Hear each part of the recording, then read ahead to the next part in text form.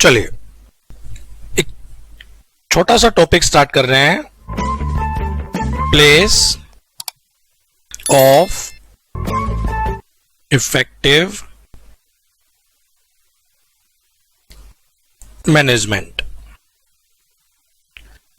Abbreviated as poem. Poem. कहां use हुआ था बेटा ये? कंपनी के रेजिडेंशियल स्टेटस में। तो एक बार कंपनी का रेजिडेंशियल स्टेटस अगर दोबारा लिखें,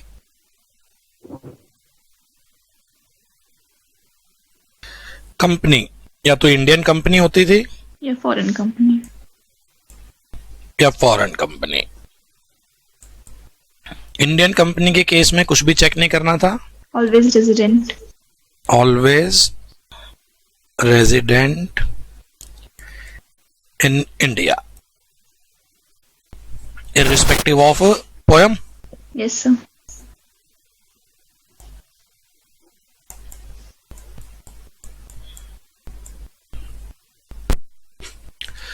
फॉरेन कंपनी के केस में चेक करें, फॉरेन कंपनी रेजिडेंट भी हो सकती है और foreign company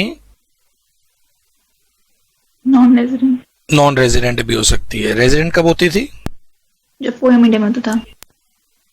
poem is in India. Non resident कब होते थे? Poem is outside India. Poem outside India. और इसके नीचे पोएम को डिफाइन कर रखा था वैसे तो। Poem means a place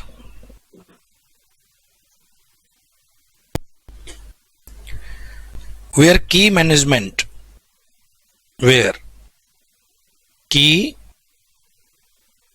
management and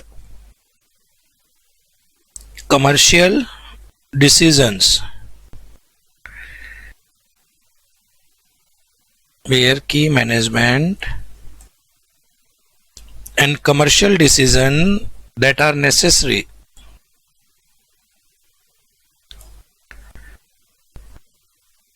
for conduct of business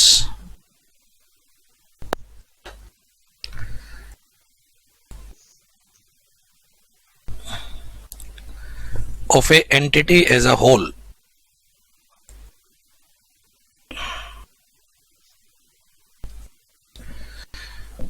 are in substance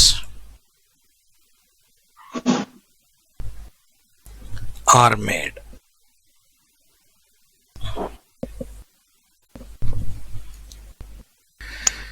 Indian company always resident in India. Foreign company के केस में चेक करते हैं कि बेटा फॉरेन कंपनी का पोएम कहां पर है। पोएम अगर इंडिया में है, फॉरेन कंपनी रेजिडेंट होगी। पोएम आउटसाइड इंडिया है, फॉरेन कंपनी क्या हो जाएगी बेटा? Non resident. पोएम का मतलब होता है जहां से कंपनी के की मैनेजमेंट डिसीजन या कमर्शियल डिसीजन ओवरऑल क्या किए जाते हैं, जहां से ये डिसीजन लिए जाते हैं, वहां कंपनी का क्या माना जाएगा बेटा? पोएम। यहां तक की जो कहानी लिखी हुई है, ये लिखी हुई है सेक्शन 6 रेजिडेंशियल स्टेटस में। इसके बाद का जो मैं पढ़ाऊंगा बेटा, ये है डिपार्टमेंट का सर्कुलर। ठीक है? yes. अगर बेटा रेजिडेंशियल स्टेटस चैप्टर देखें तो उसमें कहानी बस यहीं तक ओवर हो जाती है। 2017 में बेटा ये कॉन्सेप्ट आया था पोएम का। उससे पहले लिखा होता था कंट्रोल एंड मैनेजमेंट। एक बार थोड़ा सा पास्ट में लेकर चलता हूं, 2017 से पहले क्या था और 2017 में क्यों ये चेंज आया। 2017 से पहले लिखा रहता था कंट्रोल एंड मैनेजमेंट। देखो, अगर फॉरेन कंपनी का 100% कंट्रोल इंडिया में है तो फॉरेन कंपनी रेजिडेंट मानी जाएगी। जरा सा भी कंट्रोल बाहर है या सारा कंट्रोल बाहर है तो फॉरेन कंपनी क्या हो जाती थी? Non resident. इनसे पूछा गया जी कंट्रोल एंड मैनेजमेंट का क्या मतलब है? इन्होंने बोला जहां पर बोर्ड मीटिंग होती है। तो अगर फॉरेन कंपनी की लेटर से साल में 5 बोर्ड मीटिंग होती है, पांचों की पांचों इंडिया में होंगी तो वो क्या हो जाएगी बेटा? रेजिडेंट। पांचों में से एक भी बाहर है या पांचों बाहर है तो वो क्या हो जाएगी बच्चे? Non resident. फोकस रखना मेरे ऊपर, फर्क क्या पड़ेगा रेजिडेंट है या नॉन रेजिडेंट है। फॉरेन कंपनी रेजिडेंट हो गई, global income shall be taxable in India. Foreign company non resident हो गई बेटा, आपका क्या हो जाएगा? Only 2 type of income shall be taxable in India, इधर रिसीव्ड इन इंडिया और earn in India. Yes sir. तो एक फॉरेन कंपनी, आपको छोटे से एग्जांपल से देता हूं। दीपक जैन क्लासेस प्राइवेट लिमिटेड ने नेपाल में खोल दिया बेटा एक और दीपक जैन क्लासेस प्राइवेट लिमिटेड। वहां के भी लेटर से मेरे पास स्टूडेंट हैं। पेन ड्राइव क्या होती है बेटा? गूगल ड्राइव में क्लासेस सोल्ड आउट होती हैं। तो इसके लिए मैंने क्या कर दिया, नेपाल में भी अपनी एक सब्सिडी खोल दी, Deepak Jain classes private limited Nepal, bracket में Nepal. By and large control तो मेरा यहीं से ही है, Yes, sir. मैंने वहीं के पर्सन क्या कर दिए, ऐसे डायरेक्टर अपॉइंट कर दिए। अब जरा नेपाल वाली एंटिटी के एंगल से सोचना, नेपाल वाली जो डीजेसी प्राइवेट लिमिटेड है वो इंडिया में रेजिडेंट कब होगी? पुराने लोग की बात कर रहा हूं, जब उसकी सारी की सारी बोर्ड मीटिंग क्या होंगी बेटा? In India. Yes, अगर sir. एक भी नेपाल में कर दिया, सारी बाहर कर दी, नॉन रेजिडेंट हो जाएंगी। Yes, sir. Yes, sir. तो मेरे लिए बेटर टैक्स प्लानिंग का एरिया क्या है? साल में 5 बोर्ड मीटिंग हुई, 4 महीने इंडिया में कर दी, 5वें महीने नेपाल में कर दी। Yes, sir. और ये नेपाल रहा, डेली बेस पे फ्लाइट है, मॉर्निंग में जाओ, इवनिंग में वापस आ जाओ। Yes. Yes, sir. ठीक है, तो ये टैक्स प्लानिंग क्या हो जाती थी बेटा? मेजोरिटी बोर्ड मीटिंग तो क्या कर लेते थे इंडिया में, एक बोर्ड मीटिंग भी अगर मैं बाहर कर दूं, फॉरेन कंपनी क्या हो जाएगी बेटा? Non resident. जबकि रूट कहां पर है उस कंपनी का? नेपाल में तो खाली बस एक ऑफिस खोल रखा है कि यहां से बुक्स वहां भेज देते हैं, बच्चे वहां से बुक्स क्या कर लेते हैं? कलेक्ट कर लेते हैं। तो एक लाइसेंस ऑफिस खोल दिया, कंपनी बना दी मैंने, कंट्रोल तो सारा का सारा मेरा इंडिया में ही बैठा है उसका। Yes, sir. इस एग्जांपल से अगर समझ में आए तो इस टाइप, ये तो छोटा एग्जांपल लिया बेटा मैंने, ऐसे एमएनसी तो बहुत बड़ी बड़ी मेल प्रैक्टिस करती थी। एक भी बोर्ड मीटिंग बाहर करवा दो तो क्या हो जाएगा बेटा? आपका कंपनी क्या है? नॉन रेजिडेंट हो जाएगी। खाली बोर्ड मीटिंग क्राइटेरिया होता था।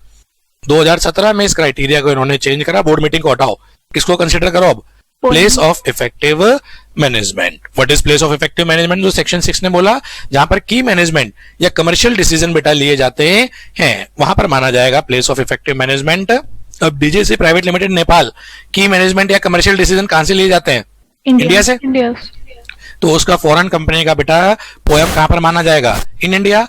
और पोयम इंडिया होते ही क्या हो जाएगा बेटा? वो रेजिडेंट। और रेजिडेंट होते ही उसकी ग्लोबल इनकम क्या हो जाएगी बच्चे? टैक्सेबल हो जाएगी। क्लिक करा है यहां तक? Yes, sir. सर ये होल इस- के बाद क्या लिखा है? As a whole are comma in substance are made. Okay, sir. एक वर्ड सुनाओ, doctrine of form and substance.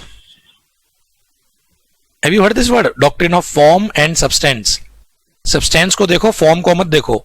Form का मतलब जो जैसे है वैसे नजर आ रहा है, तो देखने में तो कंपनी नेपाल की है, Yes, sir. फॉर्म तो नेपाल है, पर सब्सटेंस अगर देखें उसकी जड़ में जाए तो जड़ में तो कुछ और ही नजर आएगा। जड़ में क्या नजर आ रहा है बेटा? आपका इंडिया से इसका कनेक्शन है। Yes, sir. Yes, sir. Form और सब्सटेंस का सबसे बढ़िया एग्जांपल, राबड़ी देवी जब मुख्यमंत्री थी, उसके पीछे कौन था? लालू यादव।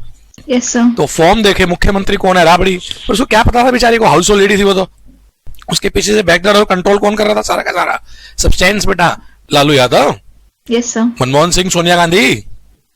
वो मैं एग्जांपल इसलिए ले रहा था, मनमोहन सिंह जी को पर्सनली मैं लाइक करता हूं, otherwise back the door control तो कौन कर रहे थे? वो लेडी सोनिया गांधी। ये पॉलिटिक्स की पी नहीं पता। Yes, sir. चलो एनी हाउ, फिलहाल मेरा फोकस अभी पोयम के ऊपर। अब इन्होंने बेटा इस कहानी से थोड़ा सा बाहर निकलना। क्या इंडियन कंपनी के केस में पोयम चेक करना है? No, sir. No, Indian company तो always resident. Yes. Foreign company POEM India में रेजिडेंट, जरा सा पोयम बाहर हो गया नॉन रेजिडेंट। फर्क क्या पड़ेगा? रेजिडेंट है तो ग्लोबल इनकम टैक्सेबल होती है, नॉन रेजिडेंट है तो बेटा आपकी दो टाइप की इनकम, अर्न इन इंडिया और received in India. Foreign company की क्या कोशिश रहती होगी? अब तो आपने बहुत फॉरेन टैक्सेशन पढ़ लिया बेटा, वो अपने आप को रेजिडेंट डिक्लेयर करे या non resident? Non-resident. Non resident. Foreign company की कोशिश ये रहती है कि इस हिसाब से बेटा स्ट्रक्चर डिजाइन करे कि कंपनी क्या मानी जाए? Non resident. उधर एओ देखता है बेटा फॉर्म एंड सब्सटेंस। अगर इंडिया में उसकी कनेक्टिविटी है, की मैनेजमेंट डिसीजन है, कमर्शियल डिसीजन है, तो वो उसको क्या डिक्लेयर कर देगा? रेजिडेंट। और रेजिडेंट डिक्लेयर करते ही उसकी ग्लोबल इनकम इंडिया में क्या हो जाएगी साहब? Taxable. टैक्सेबल हो जाएगी। एक सर्कुलर आया बेटा, सर्कुलर नंबर 6/2017। इसने क्लैरिटी दी बेटा प्रॉपर कि कैसे पोयम को डिटरमाइन करें।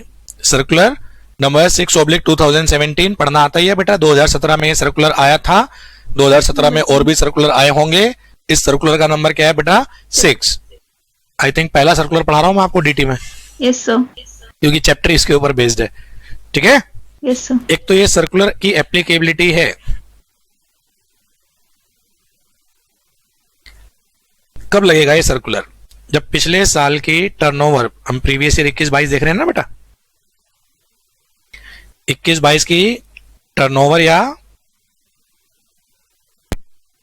ग्रोस रिसीट 50 करोड़ से ज्यादा है। फिर एक थ्रेशोल्ड लिमिट आ गई 50 करोड़, जो लास्ट क्लास में मैंने लिस्ट नहीं बनवाई थी सिनॉप्सिस में, Yes, sir. वहां लिखना चाहो लिख लेना बेटा। ये सर्कुलर कब लगेगा? जब उसकी एप्लीकेबल टर्नओवर पिछले साल की बेटा, प्रीवियस ईयर 21-22 की, जिस साल का हम स्टेटस निकाल रहे हैं, टर्नओवर या ग्रोस रिसीट किससे ज्यादा हो जाएंगी बच्चे? 50 करोड़ से ज्यादा, तो ये सर्कुलर लगेगा। और अगर बेटा 50 करोड़ या उससे कम होगी तो सर्कुलर नहीं लगेगा। फिर एओ केवल इसको चेक करता है। एक्चुअली 1-1.5 घंटा मैं सर्कुलर पढ़ाने में लगाऊंगा, तो बच्चा ना ये भूल ही जाएगा कि सर्कुलर वाली कंडीशन सेटिस्फाइड होगी, 50 करोड़ से ऊपर है तो सर्कुलर, अगर 50 करोड़ या उससे कम है तो उन कंपनी का क्या होगा? फॉरेन कंपनी का। तो फॉरेन कंपनी का पोएम कैसे देखा जाएगा बेटा? इसके बेसिस पे, ठीक है ना। एओ डिटरमाइन करेगा बेटा कि मैनेजमेंट एंड कमर्शियल डिसीजन कहां पर है, इंडिया में है, पोएम इंडिया में मान लेगा, अदरवाइज पोएम कहां माना जाएगा? Outside India. Sir less than 50 crore है तब देखेंगे ना ये 50 करोड़ और लेस, क्योंकि 50 करोड़ से ऊपर होते ही ये लगेगा बेटा आपका सर्कुलर। ओके। ठीक। सर्कुलर ने क्या बोला? सर्कुलर ने बोला फॉरेन कंपनी का एक तो ये होनी चाहिए इनका एक्टिव बिजनेस आउटसाइड इंडिया। आप लिख रहे हैं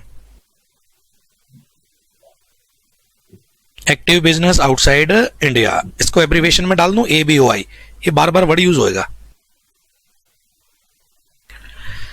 एक तो फॉरेन कंपनी का क्या होना चाहिए बेटा? एक्टिव बिजनेस आउटसाइड इंडिया होना चाहिए, plus majority board meeting outside India होनी चाहिए।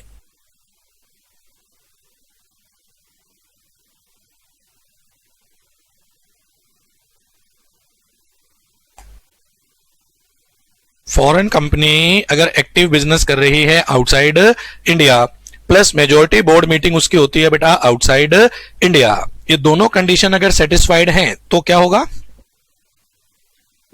Non-resident. पोएम आउटसाइड इंडिया माना जाएगा। Yes, sir. और पोएम आउटसाइड इंडिया होने का मतलब रेजिडेंशियल स्टेटस क्या हो जाएगा? Non-resident. Non resident. दोबारा बोलता हूं, foreign company active business outside India होना चाहिए, प्लस मेजॉरिटी बोर्ड मीटिंग कहां पर होनी चाहिए बच्चे इसकी? Outside India. ये दोनों पॉइंट अगर सेटिस्फाइड हैं तो ये फॉरेन कंपनी का पोएम आउटसाइड इंडिया माना जाएगा। पोएम आउटसाइड इंडिया होने का मतलब रेजिडेंशियल स्टेटस क्या हो जाएगा बेटा? Non resident. Active business test के अंदर टोटल 4 कंडीशन है,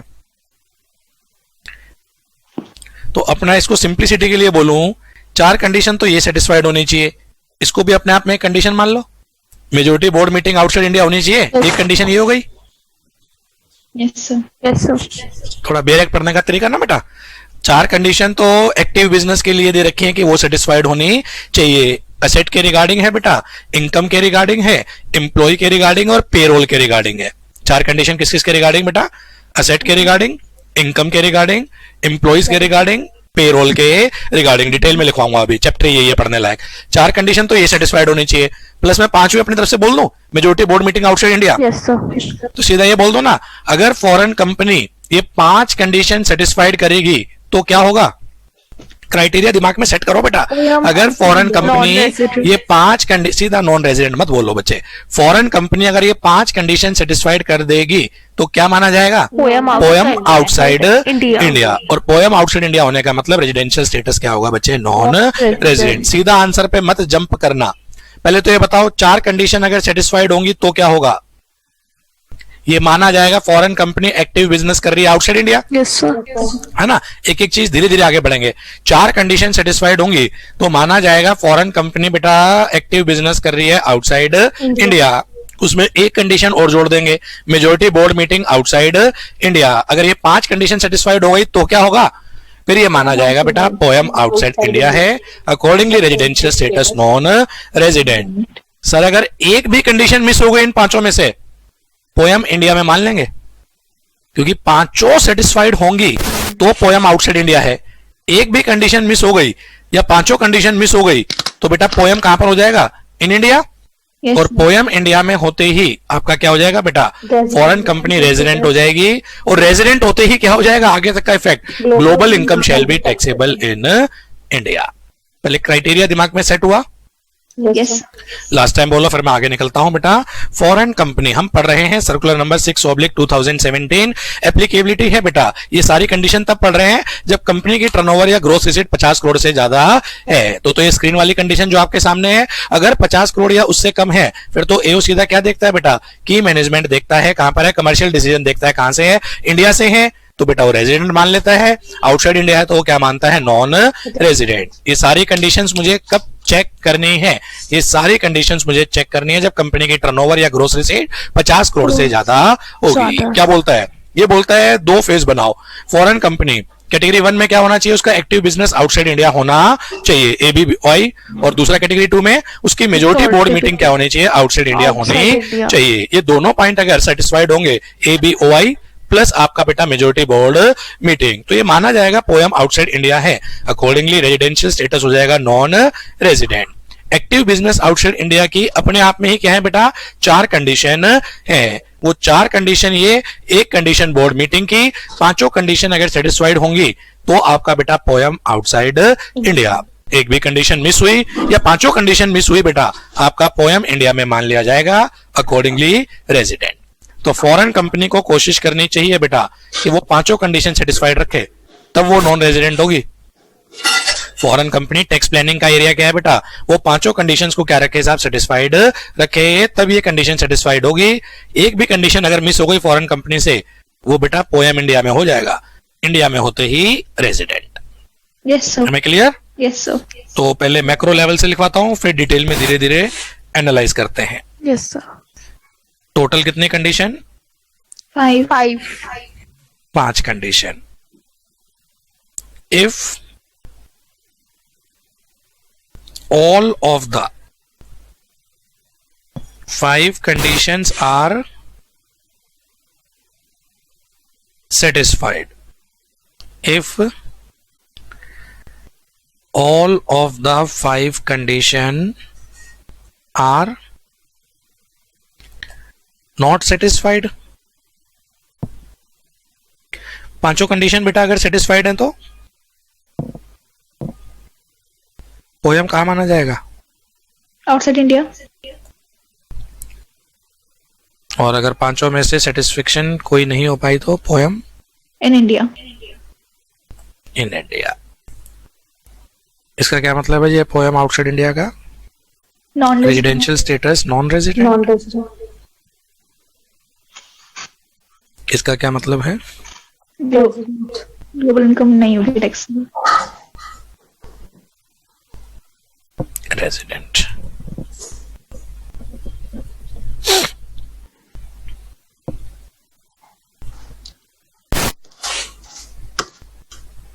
पांच कंडीशन पहले छोटी छोटी लिखवाता हूं, फिर डिटेल में, ताकि याद करने में आसानी रहे। 5 टेस्ट बोल दोगे, 5 टेस्ट सेटिस्फाइड होने चाहिए। फर्स्ट इनकम टेस्ट, देखेंगे क्या मतलब है। Second asset test. Third number of employees test, कितने एम्प्लॉय फॉरेन कंपनी के इंडिया में, कितने इंडिया से बाहर, ऐसी कितनी एसेट इंडिया में, कितनी एसेट से बाहर, इंडिया से बाहर। Yes, sir. Fourth Payroll. Payroll मतलब एम्प्लॉय सैलरी, पेरोल टेस्ट। और 5वां बोर्ड मीटिंग। Board meeting. इनको डिटेल में एनालाइज करना है बेटा। सर एम्प्लॉय के बाद क्या लिखा है, टेस्ट। टेस्ट सब में टेस्ट है आखिरी में, बोर्ड मीटिंग टेस्ट।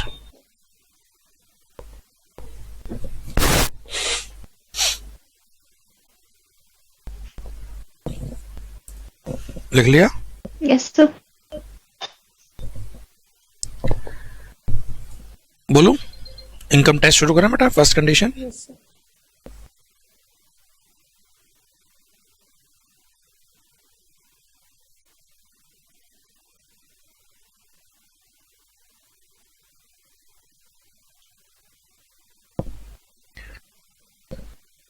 ये बोलता है फॉरेन कंपनी की जो टोटल इनकम है उसमें पैसिव इनकम का शेयर 50% या उससे कम होना चाहिए। रिवाइज करो बेटा, फॉरेन कंपनी की जितनी भी टोटल इनकम है उसमें पैसिव इनकम का शेयर 50% और उससे कम होना चाहिए। क्या होती है पैसिव इनकम, वो इन्होंने डिफाइन करा। फिलहाल अभी यहां तक जो मैं बोल रहा हूं उसको याद करो। फॉरेन कंपनी की टोटल इनकम में पैसिव इनकम का शेयर कितना परसेंट होना चाहिए बेटा? 50% या उससे कम होना चाहिए। 50% या उससे कम है तो ही फर्स्ट कंडीशन सेटिस्फाइड मानी जाएगी। अगर पैसिव इनकम का शेयर 50% से ऊपर चला गया, पहली कंडीशन सेटिस्फाइड नहीं मानी जाएगी। दोबारा बोलो, टोटल इनकम में पैसिव इनकम का शेयर 50% या उससे कम होना चाहिए। तो फर्स्ट कंडीशन बोलती है बेटा पैसिव इनकम इज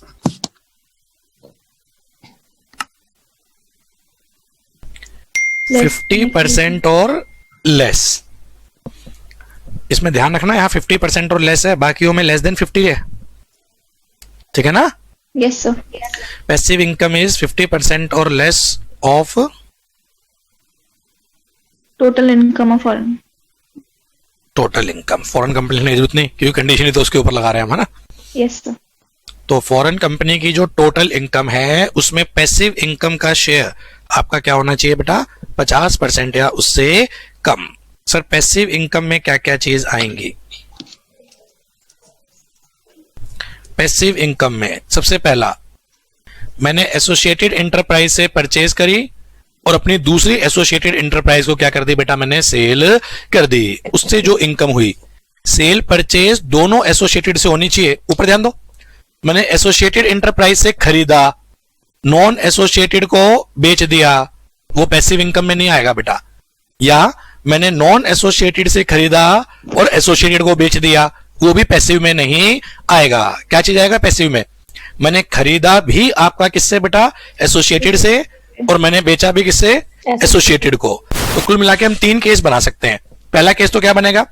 खरीदा एसोसिएटेड से, बेचा अनएसोसिएटेड को। सुनने पे ध्यान दो, खरीदा एसोसिएटेड से, बेचा अनएसोसिएटेड को। क्या होगा ये? पैसिव इनकम नहीं है। खरीदा अनएसोसिएटेड से, बेचा एसोसिएटेड को, ये भी पैसिव इनकम नहीं है। पैसिव इनकम क्या है बेटा? जहां पर सेल और परचेज दोनों मैं किससे कर रहा हूं बेटा? एसोसिएटेड एंटरप्राइज से। तो पहला तो ये हो जाएगा, सेल परचेज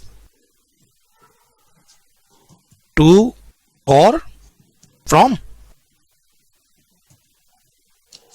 एसोसिएटेड एंटरप्राइज।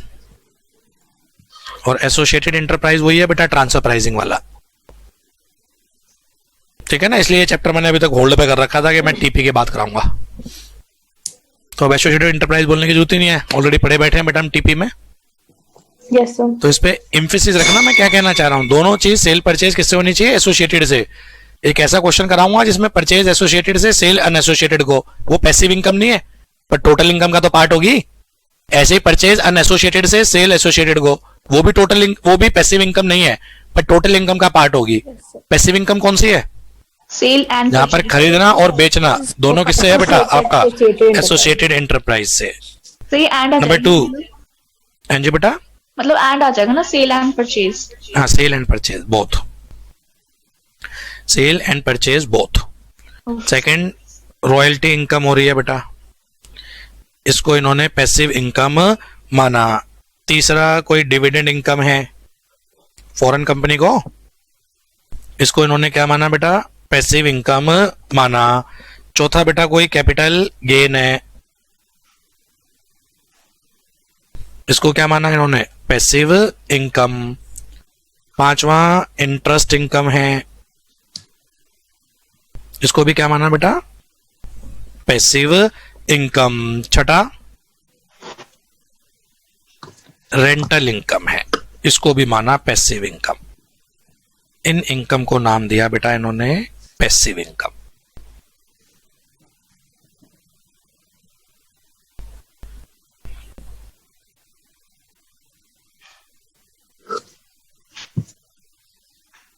कुल मिला के बेटा सारे हेड आ गए other than PGBP, yes sir, है ना? सब कुछ आ गया ना। इंटरेस्ट मैंने कहीं इन्वेस्टमेंट कर रखी है, रेंटल इनकम बेटा कहीं हाउस प्रॉपर्टी से आ रही होगी, कुछ भी। यस सर, इनको इन्वेस्टमेंट इनकम भी बोलते हैं। Dividend income, royalty income, rental income को इन्वेस्टमेंट इनकम भी बोल देते हैं। Yes, sir. कहीं इन्वेस्ट करा हुआ तभी तो पैसा आ रहा है ये। Yes, sir. Yes, sir. पर आप अलग अलग याद करना बेटा।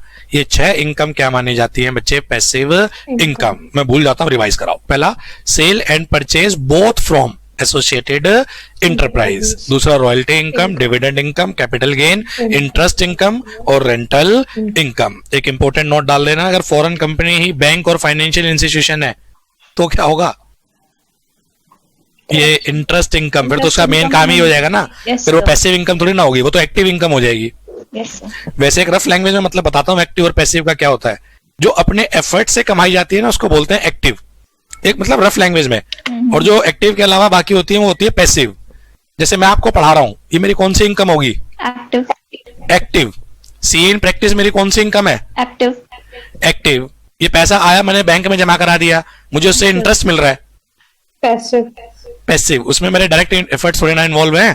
बेटा सरप्लस पैसा रिलायंस कंपनी के शेयर खरीद लिए, डिविडेंड मिल रहा है, ये passive है. ये सब पैसिव इनकम है। जो अपने एफर्ट से होती है वो एक्टिव, अदर देन एक्टिव को क्या बोलते हैं हम? पैसिव। एक समझने के लिए होता है बेटा। तो एक बात बताओ, जब एसएससी का काम ही इस चीज का हो जाएगा, बैंक एंड फाइनेंशियल इंस्टीट्यूशन, फिर इंटरेस्ट इनकम पैसिव थोड़ी ना रहेगी, फिर तो वो एक्टिव हो जाएगी, Active. Yes, sir. है ना। Yes, Yes, sir. sir. Active income बेटा सर्कुलर में कहीं डिफाइन नहीं करा, सर्कुलर ने तो ये बोला बस ये पैसिव नहीं मानी जाएगी। Yes, sir. तो जो पैसिव नहीं है बाकी जब एक्टिव ही तो है, Yes, sir. Yes, sir. Yes. तो लिख दो इफ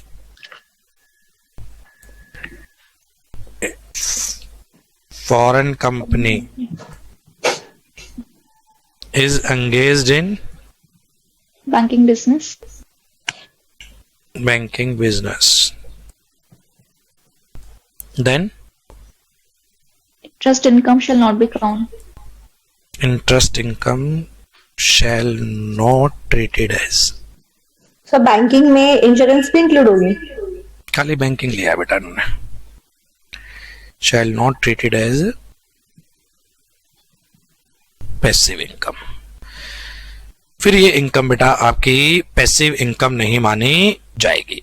यहां तक लिख लो, कोई भी दिक्कत हो बेटा पूछो। So इसमें NBFC आएंगी? बिल्कुल आएंगी, बैंक, पब्लिक फाइनेंशियल इंस्टीट्यूशंस सब आते हैं। Yes, sir. ठीक है. ठीक है ना। Yes, sir. चलो पहली कंडीशन मेरी तरफ से कंप्लीट हो गई। एक बार रिवाइज करते हैं, फिर एक छोटा सा एग्जांपल खाली पहली कंडीशन का ही बनाता हूं। जब पहली कंडीशन पढ़ो ना बेटा तो मान के चलना बाकी 4 कंडीशन सेटिस्फाइड है। तरीका तो ये रखेंगे ना, नहीं तो कभी आंसर ही नहीं दे पाएंगे हम। Yes, sir. जब मैं फर्स्ट पढ़ाऊं तो बाकी 4 सेटिस्फाइड मानना, जब मैं सेकंड पढ़ाऊं तो बाकी सेटिस्फाइड मानना। चलो रिवाइज करो। टोटल इनकम में पैसिव इनकम का शेयर क्या होना चाहिए बेटा?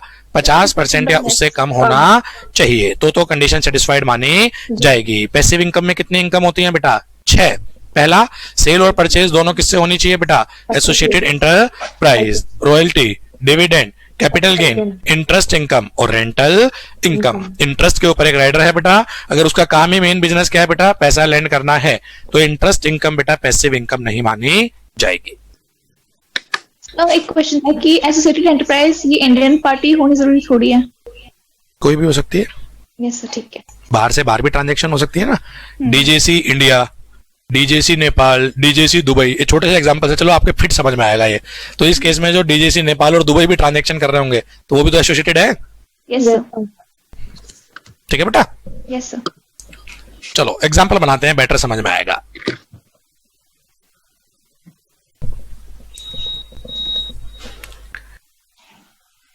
फॉरेन कंपनी है एक,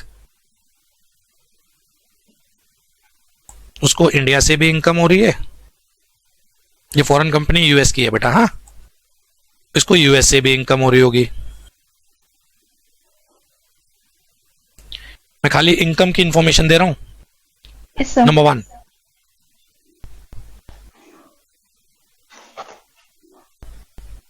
इनकम फ्रॉम, ऐसा है इनकम, तो मैं जरा ऐसे लिखता हूं, नहीं बार बार लिखना पड़ेगा मुझे। सेल, इसको कैसे बनेगा ये? Purchase from associated enterprise and sale to associated enterprise. Sorry बेटा, सॉरी, परचेज किससे करी है? एसोसिएट. ए का मतलब associated enterprise and sale to A. A. इससे इनकम हुई है 40 करोड़, यूएस में इनकम हुई है बेटा आपकी 60 crore. Second, purchase from associated enterprise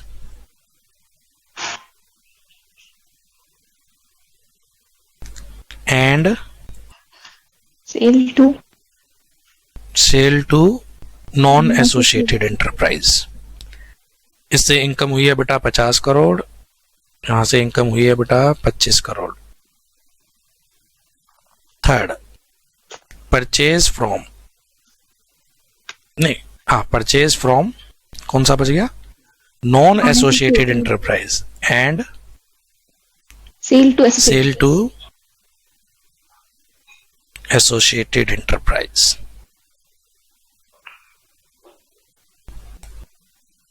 30 crore, 20 crore.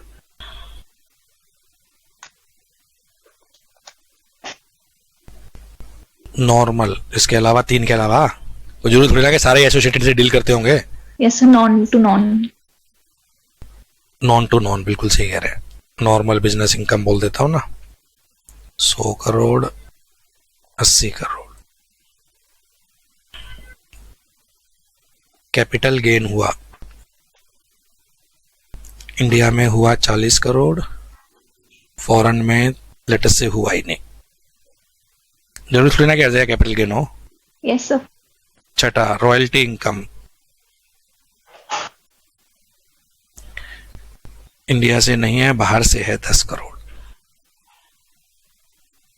बस एक दो और ले लूं, वाइंड अप करूं ना, फिर समझ में आ जाएगा इतने में। डिविडेंड इनकम, इसको इंडिया से भी मिल रहा है, इसको बाहर से भी मिल रहा है। ये टोटल इनकम आ रही है बेटा, इसकी इंडिया वाली भी और बाहर वाली भी करना। 40, 50, 90। हाँ जी sir, dividend 8 crore, foreign 10 crore और 8 करोड़। हाँ सर 473। पहले का बेटा, सर मैंने टोटल कर दिया। अरे अलग अलग बताना बच्चे। 50, 40, 90, 30, 120 और 100, 220 और 40, 260, 270 आ रहा है मेरा ये। Yes sir. और ये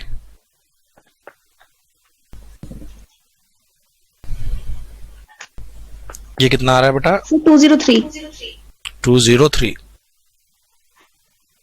ये बोलेगा चेक इनकम टेस्ट। एग्जाम में खाली इनकम नहीं आएगा, वहां तो फुल फ्लैश क्वेश्चन आएगा। ये तो मैं इनकम की प्रैक्टिस करवा रहा हूँ। Yes sir. वहां तो 5 कंडीशन चेक करवाएगा वो आपसे। क्वेश्चन छोटा ही होगा, डोंट वरी, इतना बड़ा नहीं होगा। चेक करें। सबसे पहला काम आप क्या करना, जैसे मैं कर रहा हूं उसी पैटर्न पे आदत डालना। इस फॉरेन कंपनी की टोटल इनकम बताओ कितनी है, सब कुछ मिला मिलू के टोटल इनकम। कोई दिक्कत?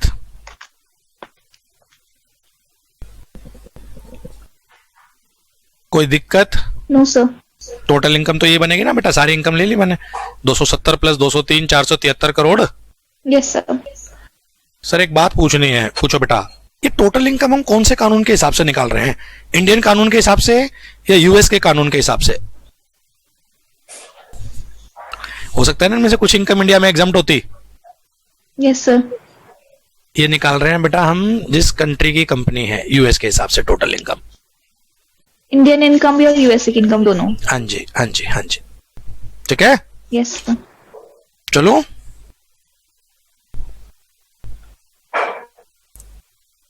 Second, passive income. अभी सीख रहे हो इसलिए एक एक अलग अलग लिख देता हूं। सबसे पहला, cell purchase both from associated enterprises. कौन कौन से हैं? जो पैसिव इनकम है एक बार टिक कर ले बेटा, फिर बाद में इकट्ठा टोटल कर दूंगा मैं। है यस सर। सबसे पहला बोलो, क्या पैसिव इनकम है? यस सर है। यस। दोनों जगह क्या है? Associated enterprise. Yes sir. तो जहां जहां टिक कर रहा हूं ये पैसिव इनकम है। अगला देखना क्या पैसिव इनकम है। No sir. काट दूं? यस। ये पैसिव इनकम नहीं है, पर टोटल इनकम का तो पार्ट है। यस। अगला देखो, ये भी क्या नहीं है। पैसिव इनकम है? नहीं है सर। नो, ये भी नहीं है बेटा। भागम भाग ना हो जाए, ये ध्यान रखना। Yes sir. गुड। क्या अगली पैसिव इनकम है? ये तो नॉर्मल इनकम। नो। क्या ये पैसिव इनकम है capital gain? Yes, sir. Yes. क्या रॉयल्टी पैसिव इनकम है? Yes, sir. Yes sir. क्या डिविडेंड पैसिव इनकम है? Yes. Yes, sir. Yes sir. तो इनका टोटल कर लो बेटा, अभी सीख रहे हो इसलिए मैं एक एक अलग कर रहा हूँ, एग्जाम में तो सीधा सबको इकट्ठा ही मार देना। तो ये कितना था बेटा दोनों का बताना? ये था 100. 40 plus 60, Yes, sir. 100 crore. Yes, sir. इसके बाद अगला कौन सा पॉइंट था? Capital gain Capital gain 40 crore. कितना है बेटा? 40 crore. 40 करोड़। अगला बोल बच्चे। Sir, royalty income 10 crore. Royalty income 10 crore. Dividend income 10 plus 8, 18. Dividend 10 plus 8 18. 18 crore. बोलना जरा, इसका नाम क्या था भूल गया मैं। Passive income Yes, sir. 140, 50, 168 crore. Yes, sir. अब क्या करना है? Percentage of passive income in total income 50% उससे कम होनी चाहिए ना। Yes, sir. Percentage of passive income in, Total income. तो मैथमेटिक्स है। 168 करोड़ Divided. डिवाइड बाय कितना करोड़? कितना हो गया? 473। परसेंटेज में बोलो बेटा, डेसिमल के बाद 2 या 3 तक बोलना। Sir, 35. परसेंटेज में निकालना है ये, यानी कि मल्टीप्लाई बाय 100 कर लेना। Yes, sir. 35.52. जिससे पूछूं वो बोलना। दृष्टि बेटा, पहली कंडीशन सेटिस्फाइड है या नहीं है? Yes, दृष्टि yes, बचा। है सर। क्या थी पहली कंडीशन? भूल गया मैं, कंडीशन बोल। पैसिव इनकम 50% उससे कम होनी चाहिए। परफेक्ट है, तो मैं बोल सकता हूं फर्स्ट टेस्ट इज सेटिस्फाइड। और अगर बाकी चारों टेस्ट और सेटिस्फाइड होंगे तो क्या फर्क पड़ेगा? इसको बार बार बोलो। फर्स्ट टेस्ट सेटिस्फाइड, बाकी 4 टेस्ट बेटा अगर और सेटिस्फाइड होंगे तो क्या फर्क पड़ेगा बच्चे? Side होगा. सर पोयम आउटसाइड इंडिया माना जाएगा। पोयम आउटसाइड इंडिया होने का क्या मतलब हो जाएगा? फॉरेन कंपनी नॉन रेजिडेंट होगी। ये फर्स्ट बेटा टेस्ट मेरी तरफ से कंप्लीट हुआ। पैसिव इनकम का शेयर टोटल इनकम में 50% या उससे कम होना चाहिए। Yes, sir. क्वेरी है बेटा 1 by 1 रेस करो, नहीं मैं आगे लेके चलो। चलो move on. Yes, sir. Yes, sir. Second condition है बेटा असेट टेस्ट। सेकंड टेस्ट या second condition asset test.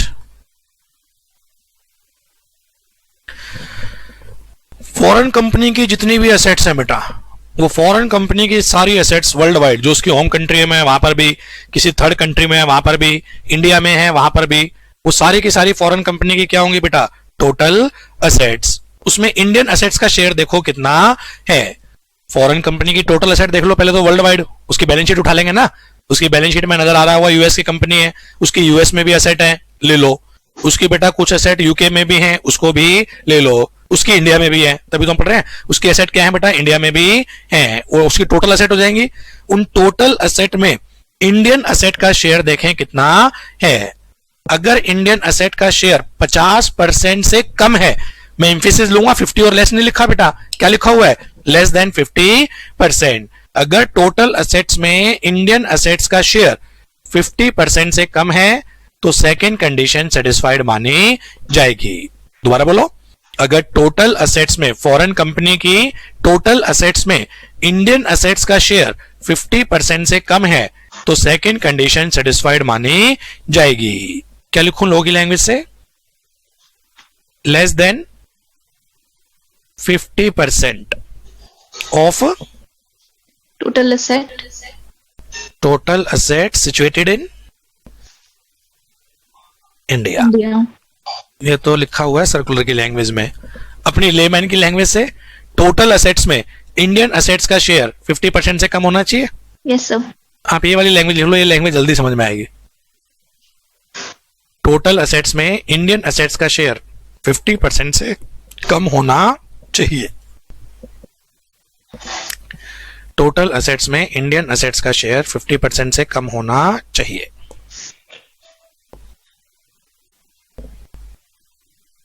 Assets की कौन सी वैल्यू लें? एसेट्स की कौन सी वैल्यू लें, ये दिक्कत बेटा। ओपनिंग वैल्यू लें, क्लोजिंग वैल्यू लें, डेप्रिशिएबल एसेट के केस में कौन सी वैल्यू लें, नॉन डेप्रिशिएबल एसेट के केस में बेटा आपकी कौन सी वैल्यू लें, क्या कहते हैं? वैल्यू लेनी चाहिए, बुक वैल्यू। ओपनिंग लें, क्लोजिंग लें, एवरेज लें? ओपनिंग लें, क्लोजिंग लें या एवरेज लें, क्या कहते हैं बेटा? जो आपका मन करे वो बोलो। Loss is average value. इन्होंने क्या लिया बेटा? Average value. बात भी ठीक है, साल भर में हो सकता है परचेज भी करी हो, साल भर में फिर हो सकता है इन्होंने क्या करी हो बेटा? सेल भी करी हो, क्योंकि पूरे वर्ल्ड की एसेट्स देख रहे हैं। Yes sir. पूरे क्या कर रहे हैं बेटा? ये तो वर्ल्ड की एसेट देख रहे हैं, परचेज भी करी होंगी और सेल भी करी होंगी, इसलिए इन्होंने बोल दिया बेटा एवरेज वैल्यू क्या करनी है आपने साहब? कंसीडर करनी है। तो इस केस में अगर डेप्रिशिएबल एसेट है तो इसकी कौन सी वैल्यू ली इन्होंने? Average value. क्या मतलब है एवरेज वैल्यू का? साल के शुरू की वैल्यू, साल के आखिरी की value divide by 2। Yes sir. हो सकता है प्रैक्टिकल क्वेश्चन में वो एक ही वैल्यू दे, उसी को एवरेज मान लेना, कहीं एग्जाम में नाराज हो जाओ कि ना ओपनिंग क्लोजिंग हमारी ईगो हर्ट हो गई, हम नहीं कर रहे। प्रैक्टिकल क्वेश्चन में वो एक ही वैल्यू दे देगा बेटा कि डेप्रिशिएबल एसेट की ये वैल्यू है, तो मान लेना, एज्यूम कर लेना वही एवरेज है। Yes sir. भाई मान लो ना opening is equal to closing, तो एवरेज भी तो वही आएगी। ओपनिंग 500 करोड़ है, क्लोजिंग भी 500 करोड़ है, तो एवरेज भी तो 500 ही आएगी। Yes sir. ठीक है, तो या तो वो अलग अलग वैल्यू दे, फिर तो लेनी है बेटा उसकी एवरेज, और अगर अलग अलग वैल्यू ना दे तो बेटा आपका यही एज्यूम कर लेना कि जो वैल्यू दे रखी है वही वैल्यू क्या होगी बेटा? आपकी एवरेज होगी। ठीक साहब। और दूसरा अगर नॉन डेप्रिशिएबल एसेट है,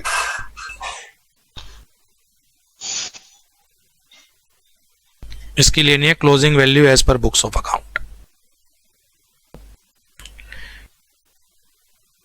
as per books of account.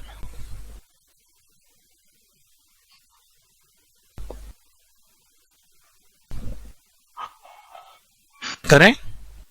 Yes sir. इसकी प्रैक्टिस करते हैं बेटा। Example, USA limited, let us say ये यूएस बेस्ड कंपनी है। इसकी कुछ एसेट्स बेटा यूएस में भी हैं, इसकी कुछ एसेट बेटा यूके में भी हैं, वहां भी लाइजन ऑफिस खोल रखा है, इंडिया में भी है।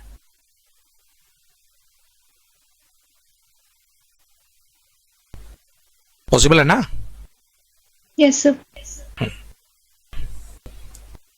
इनकी बिल्डिंग है, यूएसए में पड़ी है बेटा 100 करोड़ की, यूके में है 180 करोड़ की, इंडिया में है 40 करोड़ की। इनके पास बेटा लैंड भी पड़ी हुई है 80 करोड़ की, 40 करोड़ की, 10 करोड़ की। इनके पास इंटेंजिबल्स भी हैं, patent, know how, copyright, trademark, franchise, licence, कुछ भी। Yes sir. 100 crore, 80 crore, India वाले 10 crore. Other assets, stock, debtor वेटर सब आ गया। Stock, debtor, plant and machinery, जो भी तामझाम हो सकता होगा वो सब आ गया बेटा। यहाँ पर है 400 करोड़। यूके में कुछ नहीं है अदर असेट, समझने के लिए कुछ भी बना रहा हूं मैं तो। यहाँ पर है बेटा 50 करोड़। Check second condition.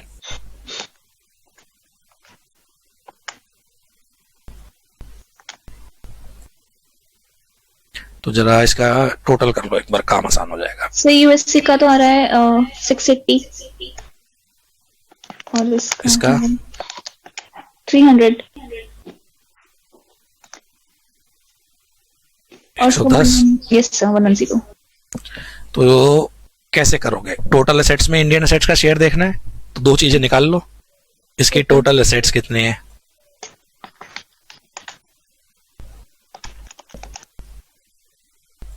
इसकी टोटल एसेट्स कितने हैं? How much? 1090। सेकंड बेटा, इंडियन एसेट्स कितनी हैं? Share of Indian assets 110 crore 1090 crore में इंडियन असेट्स 110 करोड़ है, यस सर। तो हमें क्या निकालना है? Percentage of asset located in India in total asset। बोलो। Yes sir. 110 divide by 1090। Sir 10.09। क्या सेकंड कंडीशन सेटिस्फाइड है? Yes yes. Sir total assets में इंडियन असेट्स का शेयर 50% से कम है। सेकंड कंडीशन सेटिस्फाइड है। अगर बाकी 4 कंडीशन और सेटिस्फाइड होंगी, अगर बाकी 4 कंडीशन और सेटिस्फाइड होंगी तो क्या आंसर हो जाएगा बेटा आपका?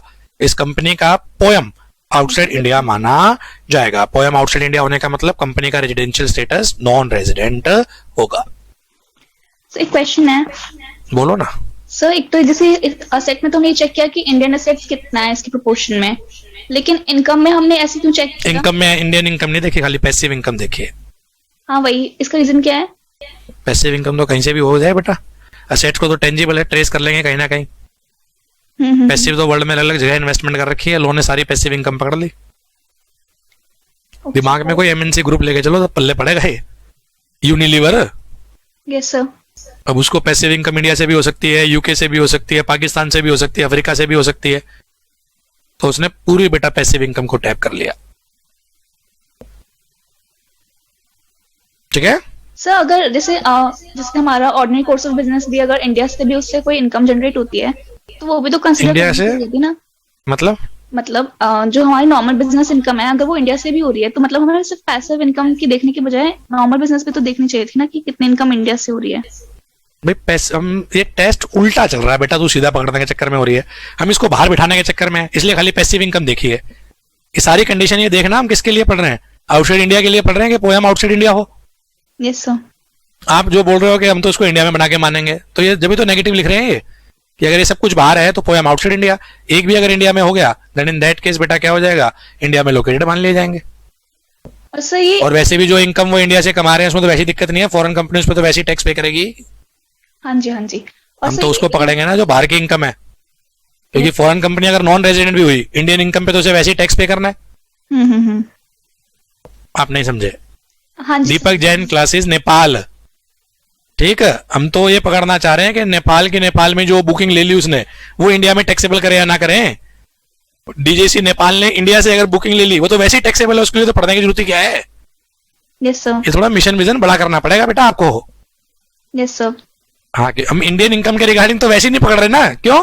क्योंकि इंडियन इनकम तो चाहे वो नॉन रेजिडेंट भी हो जाए तो भी टैक्सेबल है। हम तो पकड़ना किसको चाह रहे हैं, जो कमाई भी बाहर और मिली भी बाहर। Yes sir. थोड़ा सा दिमाग और खोलता हूँ। होता क्या था मेरे पास ना बेटा, नेपाल से बहुत सारे क्या आती है साहब क्वेरी आती है क्लासेस की। नेपाल के बच्चे भी तो कर रहे हैं ना सीएस, इंडिया पे आके कर लेते हैं, सेंटर वहां भी पढ़ते हैं अपने।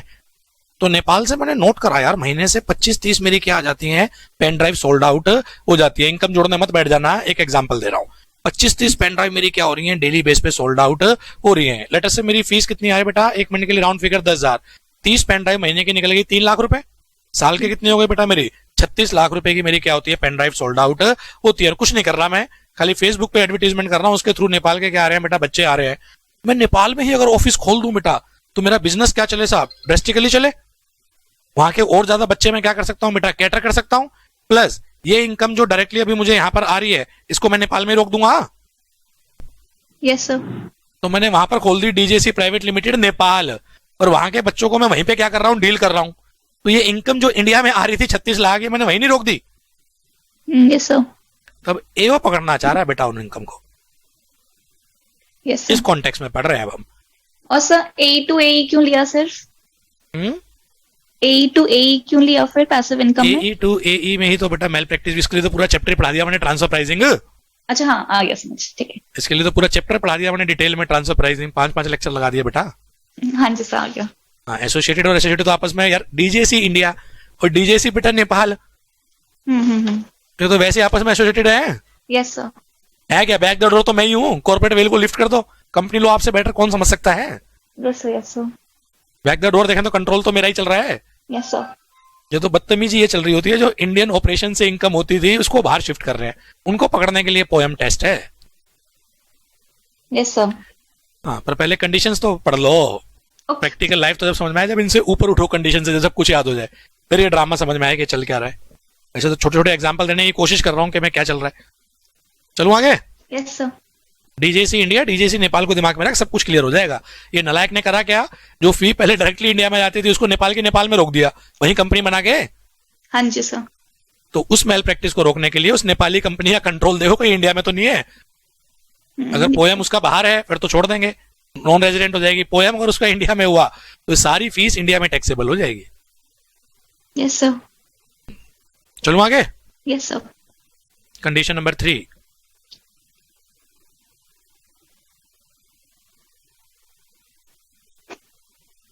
कौन सा टेस्ट था ये? Employee, number of employees. ये बोल रहा है फॉरेन कंपनी में जितने भी एम्प्लॉयज काम कर रहे हैं उनके एम्प्लॉय हो सकते हैं बेटा बाहर भी हो। फिर वही बड़ी कंपनी सोचना बेटा कि वर्ल्ड के कई जगह उनके ऑपरेशन चल रहे हैं, ठीक है ना, माइक्रोसॉफ्ट। Yes sir. हाँ, अब फॉरेन कंपनी के एम्प्लॉय बेटा बाहर भी काम कर रहे हैं, यूएस में भी इंडिया में भी काम कर रहे हैं। इंडियन एम्प्लॉय कितने हैं टोटल एम्प्लॉय में? फॉरेन कंपनी के टोटल 1000 एम्प्लॉय हैं, इंडिया में खाली 10-20 ही हैं। एक लाइजन ऑफिस खोल दिया, वहां 10-20 एम्प्लॉय बिठा दिए। Yes sir. हाँ, तो लॉस इज परसेंटेज वाइज देखो बेटा कितने हैं। इंडियन एम्प्लॉय लेस देन 50% होने चाहिए of total number of employee. India में जो एम्प्लॉय है वो कितने होने चाहिए बेटा? लेस देन 50% होने चाहिए of total number of employee. तो ये क्या बोलता है? Less than 50% of total number of employees. Total employees either situated in India, या तो इंडिया में होने चाहिए या इंडिया के रेजिडेंट होने चाहिए।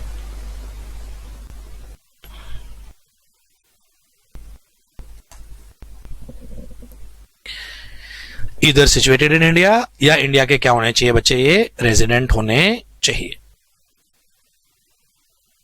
Yes. मेरे एग्जांपल में मान लो बेटा 1000 एम्प्लॉय हैं, तो इंडिया में कितने होने चाहिए? 500 से कम। ये कंडीशन अगर सेटिस्फाइड करनी है तो क्या होने चाहिए बेटा? 500 से कम। क्लियर? Yes sir. बनाऊं इसका एग्जांपल? अच्छा, एम्प्लॉयज के केस में भी एक दो इंपॉर्टेंट नोट है बेटा, वो डालो। एम्प्लॉयज के केस में एक तो ये कौन से एम्प्लॉयज देखने हैं बेटा? Average number of employ,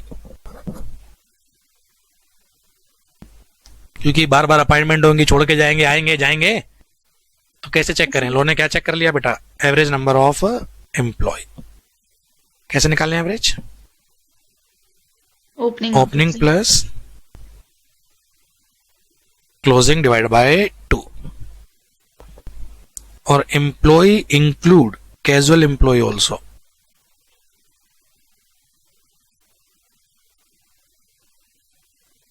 contract labour,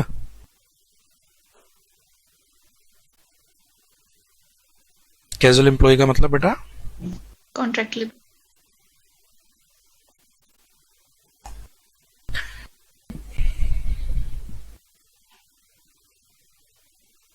क्या मतलब होता है कॉन्ट्रैक्ट लेबर का? जो डायरेक्टली मेरे पेरोल पे नहीं है, मैंने तो बेटा एजेंसी से क्या कर ली? सर्विसेज ले ली।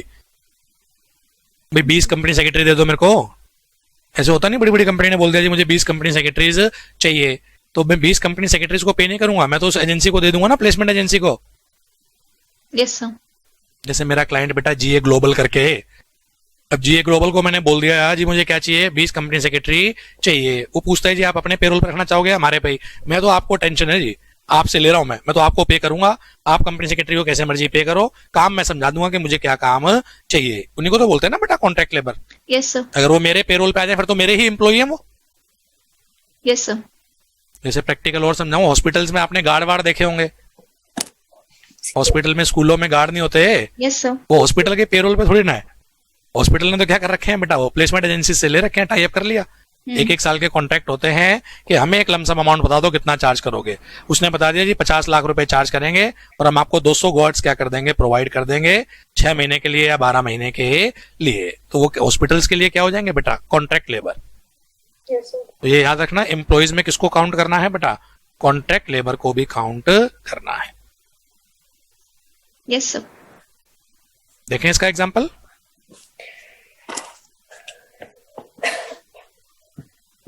फिर वही यूएसए लिमिटेड, यूएसए इंडिया। पिछली कंडीशन भी चेक करवा दूं? Yes sir. हाँ, प्रैक्टिस हो जाएगी, आइडिया भी आ जाएगा एग्जाम में कैसा आता है। Passive income,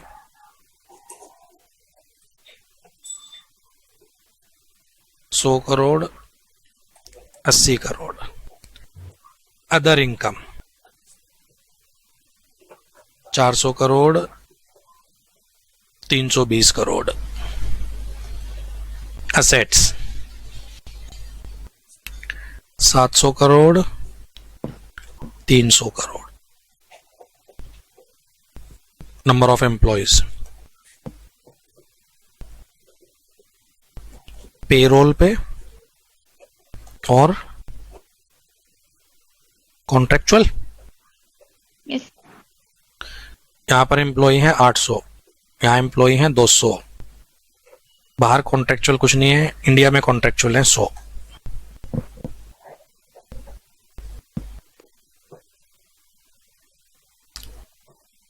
determine first, second and third test, या check first, second and third test। Try कर रहे हैं बेटा आप? Yes sir. ट्राई करोगे, साथ साथ चलें? सर ट्राई कर रहे हैं। करो।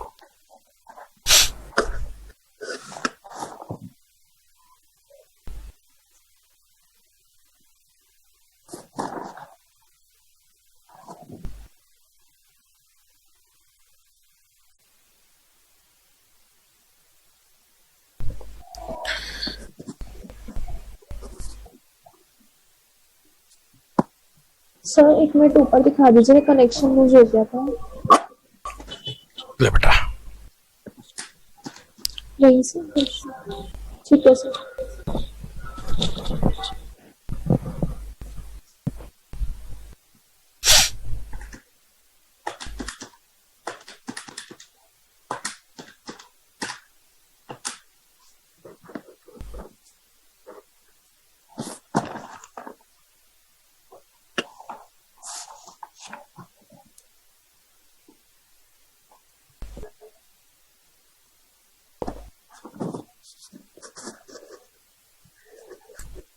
चलो, सबसे पहला था इनकम टेस्ट। इनकम टैक्स में बस 2 चीज देख लो, टोटल इनकम देख लो कितनी है। टोटल इनकम हो जाएगी 100, 400, 80 और 320, है ना? कितनी हो गई बेटा ये? 900। इसमें पैसिव इनकम कितनी है? 180। 180, 180। तो percentage of passive income in total income 20%। Yes sir. First condition is satisfied. Satisfied. Second, asset test.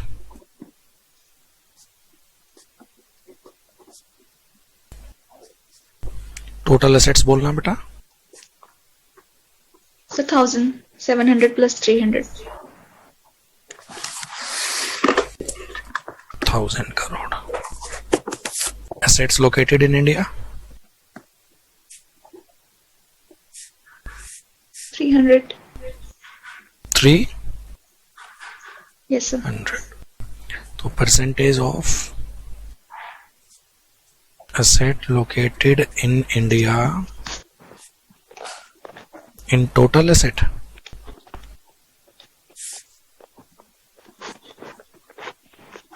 %30।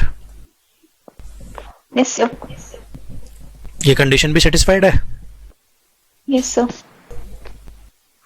Next बेटा, इसके बाद कौन सी कंडीशन थी बच्चे? Number of employee.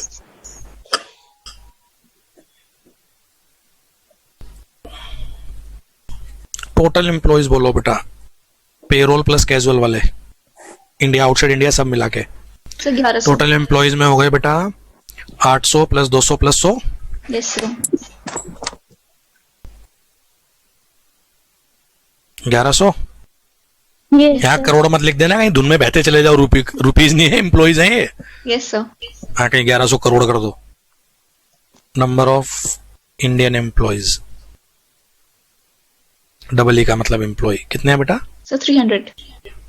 तो परसेंटेज वाइज कितने आ गए Indian employee? 300 divide by 1100, decimal के बाद 2 तक बोलना। 27.27। 27.27। तो मैं कह सकता हूँ तीनों कंडीशन सेटिस्फाइड है बेटा। Yes sir. चौथी कंडीशन तीसरी से अटैच है बेटा, पहले लिख लो फिर मैं चौथी और पढ़ाता हूं।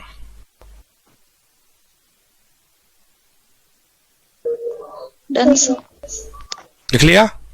Yes sir. तीसरी कंडीशन बोलो क्या थी?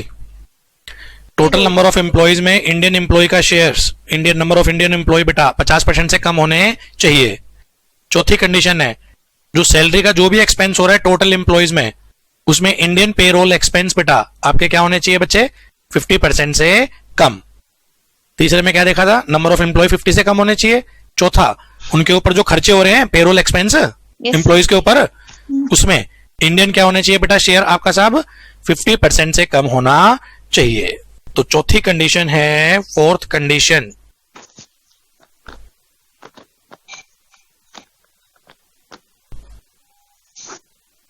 क्या नाम था फोर्थ कंडीशन का? Payroll test. Yes sir. तो payroll expense of employ,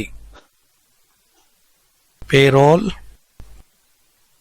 expense of employ situated in India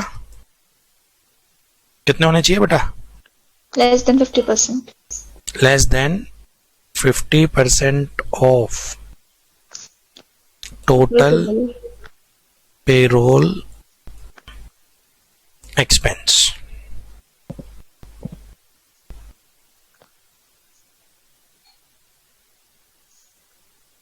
D J C Nepal, उसके टोटल नंबर ऑफ एम्प्लॉय बेटा 10 हैं। एक एमडी है, एक ऑल टाइम डायरेक्टर है, एक चीफ एग्जीक्यूटिव ऑफिसर है बेटा, और बाकी क्या है? 7 नॉर्मल एम्प्लॉय हैं। सुन रहे हो? Yes sir. एग्जाम्पल सुनो एक बार ध्यान से, फिर मैं लिखवाऊंगा। आपका डीजेसी नेपाल में बेटा टोटल 10 एम्प्लॉय हैं। एमडी इंडिया का, चीफ एग्जीक्यूटिव ऑफिसर इंडिया का, और आपका बेटा मान लेते हैं होल टाइम डायरेक्टर, ये भी क्या ले रखा है उन्होंने? इंडिया से, और 7 मैंने क्या ले लिया बेटा? नेपाल से।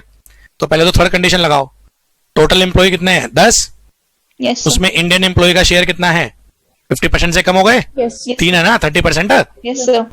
तो थर्ड कंडीशन सेटिस्फाइड है। Yes sir. पर जब सैलरी की बात आई बेटा, नेपाल में डीजेसी नेपाल ने इन 3 पर्सन की सैलरी है बेटा मिला के पूरे साल की 70 लाख, और बाकियों की मिला के बेटा 7 जनों की है 30 लाख। तो टोटल सैलरी कितनी है? Total payroll expense 1 crore. Yes sir. Yes sir.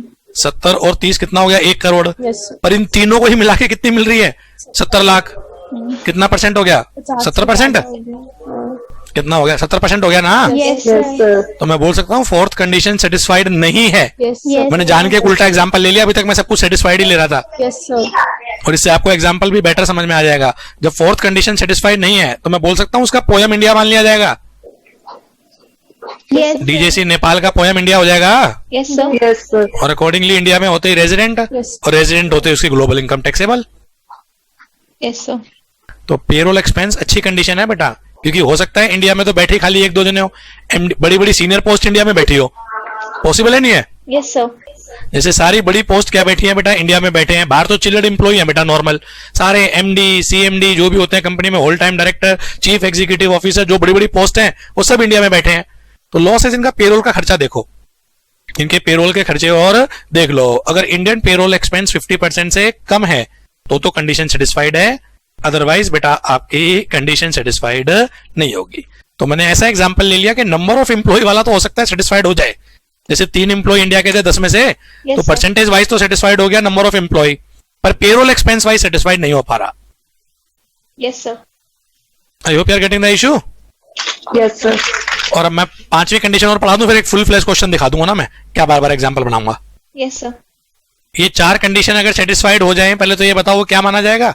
Active business outside India, yes sir. है ना? पहले तो चार कंडीशन अगर सेटिस्फाइड है तो एक्टिव बिजनेस आउटसाइड इंडिया। उसमें एक कंडीशन और जोड़ दी, कौन सी बेटा? मेजोरिटी बोर्ड मीटिंग कहां पर होनी चाहिए? Outside India. Outside India. Fifth condition क्या थी? मेजोरिटी। मेजोरिटी मतलब more than half. Yes sir. Majority board meeting must be held outside India.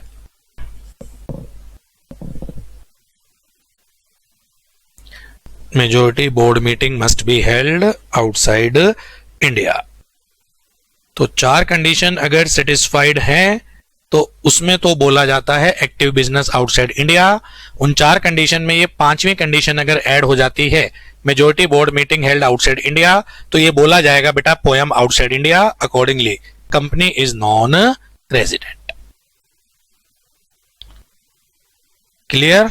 Yes sir. सीधे एग्जाम के क्वेश्चन कराऊं बेटा? Yes sir. मैं सीए वाले करवा रहा हूं, सीए फाइनल वाले। ऑल्दो सीएस में भी इसमें तो अच्छे अच्छे आए हुए हैं। एक बार ये देख लो बेटा,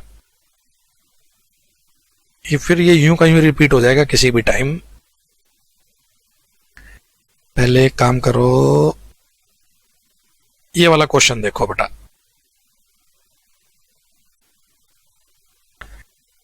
पढ़ें? Yes sir. ABC Limited, a software giant in India, set up 100% subsidiary by the name SHD Inc in Switzerland। यानी कि फॉरेन कंपनी कौन सी है बेटा? SHD। SHD Inc in Switzerland. इस फॉरेन कंपनी को चेक करेंगे इसका पोयम इंडिया में है या नहीं। आप 1 अप्रैल 2021 कर लो, करंट ईयर का क्वेश्चन बन जाएगा बेटा, है ना? Yes sir. The subsidiary company SHD Incorporation is mainly engaged in software services, hardware services, data backup services in 3 different country। कहां से ऑपरेट कर रही है बेटा SHD? स्विट्जरलैंड से भी ऑपरेट कर रही है, स्वीडन में भी है, एंड बट ऑब्वियस जिसके लिए पढ़ रहे हैं बेटा हम, कहां से है ये? इंडिया से भी है। The following information is furnished bye HSD। और 21-22 कर दूं, करंट ईयर का बन जाएगा ना? Yes sir.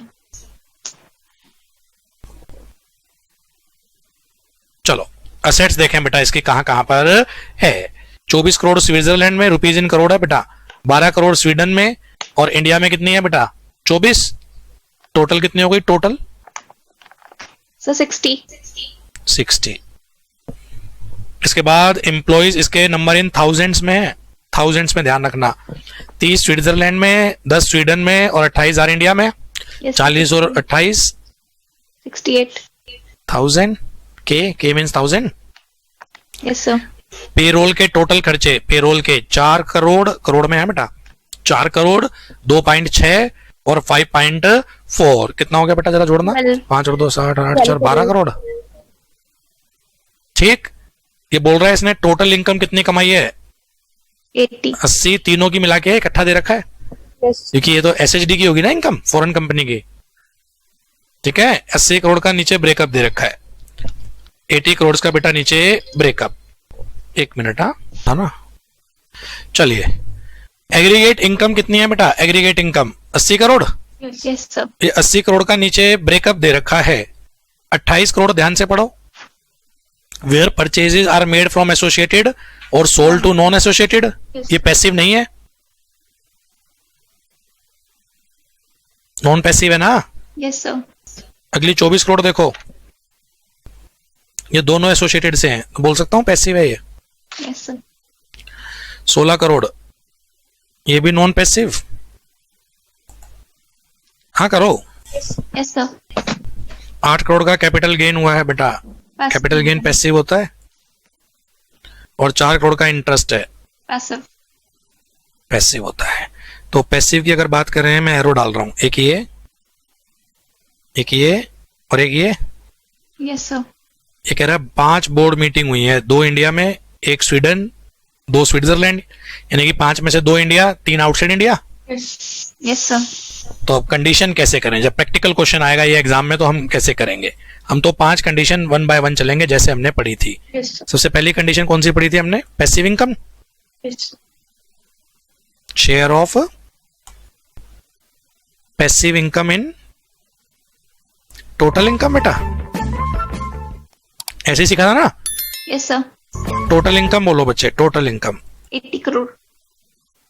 पैसिव इनकम बोलो, अलग अलग बोलना, अलग अलग। सर सेल और purchase. Passive income 24 plus 8 plus 4, yes yes sir. 36।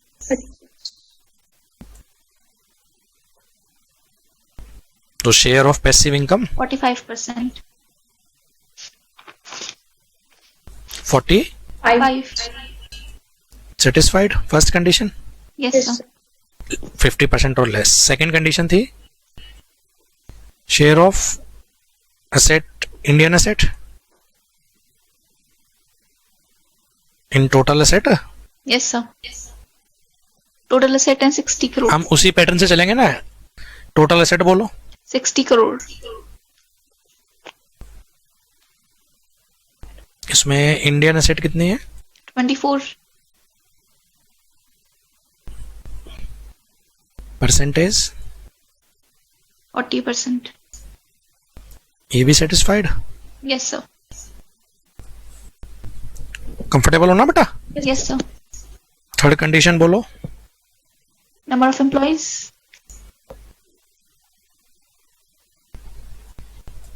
Total बोल बेटा। सर 12 करोड़। है करोड़, एम्प्लॉई सॉरी। 1000, 68,000 नालायक, वो पेरोल है। Yes sir. Yes sir. Number of employee कितने हैं? 28,000 28। सर इंडिया की 68 टोटल बताना बेटा। 68। टोटल 60 इसमें इंडियन एम्प्लॉय कितने हैं? 28 तो percentage of Indian employ 41.18।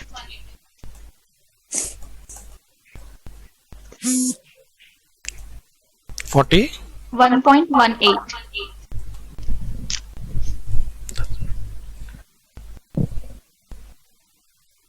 Fourth payroll expense payroll. Total payroll बोलो। Sir 12 crore. Total payroll expense how much बेटा? 12 करोड़। उसमें से इंडियन 5.4 5.4। परसेंटेज 45। 45 40। 45। ये भी satisfied. Yes yes sir. Active business outside. चारों सेटिस्फाइड हैं। Active business outside India. Yes Yes, sir. पांचवा था board meeting, majority board meeting. Total board meeting कितनी है? 5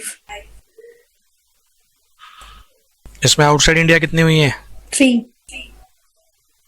तो more than half outside India. Yes sir sir. ढाई होता है ना, मोर देन हाफ। ढाई मीटिंग हो नहीं सकती, अपर हैंड पे जाते हैं 3। Yes condition satisfied. Yes sir more than half conducted outside in India, therefore condition satisfied condition satisfied. और अब आखिरी में कमेंट पास कर देना, पांचों कंडीशन सेटिस्फाइड हैं, पोयम आउटसाइड इंडिया माना जाएगा, therefore non resident. Yes sir yes sir. पांचों कंडीशन सेटिस्फाइड हैं, poem outside India, therefore condition satisfied. Yes sir ये टू क्वेश्चंस हैं। एक तो ये पेरोल कैसे डिटरमाइन होगा? अगर परक्विजिट है तो इनकी परक्विजिट की वैल्यू कैसे डिटरमाइन होगी? तो उनके इंडियन, उनके लोग के हिसाब से जो होम कंट्री है, ओके सर। जैसे हमारे परक्विजिट की वैल्यू निकलती है ऐसे उनकी भी तो निकलती होंगी। यूएसए के लॉ के हिसाब से ना। हाँ जी। स्विट्जरलैंड इस क्वेश्चन में, हाँ ठीक है। स्विट्जरलैंड में इनकॉर्पोरेट है ना कंपनी। Yes sir. स्विट्जरलैंड की थी, कहाँ की थी भूल गया मैं। सर स्विट्जरलैंड की थी। हाँ स्विट्जरलैंड की। और सर ठीक है भाई। एक और क्वेश्चन था कि अगर मीटिंग वर्चुअल मीटिंग्स हो रही है तो फिर कैसे डिटरमाइन होगा कि कहाँ पे हो रही है वो मीटिंग? आगे आएगा वो ओके सर।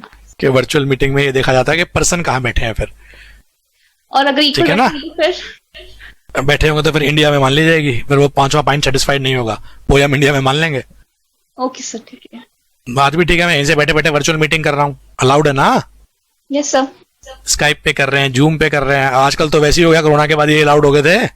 Yes sir. तो जहां पर वो पर्सन बैठे हैं वहां मान लिया जाएगा। अगर इक्वल भी होंगे तो भी? इक्वल मतलब जैसे अगर 6 डायरेक्टर्स हैं तो हमें तो मेजोरिटी बोर्ड, अच्छा 1.5 लाख अगर फंस गया तो फिर ये तो बेटा कोर्ट वोट में मैटर जाएंगे, इनकम टैक्स में भी तो कोई सर्कुलर नहीं है इसके ऊपर। Okay sir. पर अगर मैं एओ हूं तो मैं तो ये बोलूंगा कंडीशन सेटिस्फाइड नहीं है। आप एसएससी हो, आप अपने एंड से फाइट करो, कंडीशन सेटिस्फाइड है। Yes sir. चलो लिटिगेशन में जाएगा ये वाला मैटर जो आप कह रहे हो। एक क्वेश्चन और दे रखा है बेटा, होमवर्क दे सकता हूं इससे पहले वाला, यस सर। यस या थ्योरेटिकल कैलकुलेटर लो आ, तो मैं इसको यहीं के निपटा देता हूं मैं।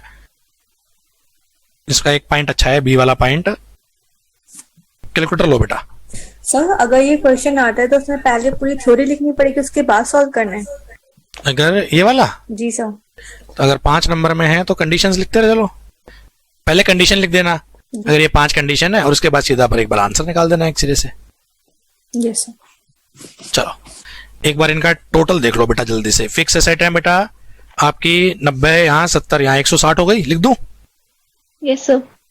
Intangible asset 80, 40, 220। अदर एसेट्स हैं बेटा आपकी 30, 90, 120।